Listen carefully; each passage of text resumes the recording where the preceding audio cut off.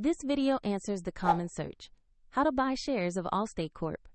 Allstate is a U.S. property and casualty insurer trading on NASDAQ under the ticker ALL. This is an educational guide and not financial advice.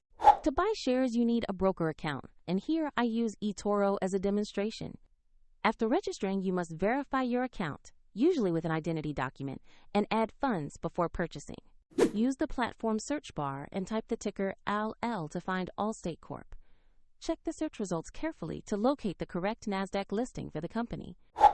On the Allstate Asset page, you will see basic company information and a price chart. Confirm the name, exchange, and ticker to ensure this is the correct stock. Click Invest or Buy, enter the amount you want to allocate, and choose Order Type if available. Review the order details and confirm to submit. If the market is closed, your order may be queued, and if you lack funds, the platform will prompt you to add them before final confirmation. Your new position will appear in your portfolio after the trade is processed. For convenience, find the demonstration link in the video description.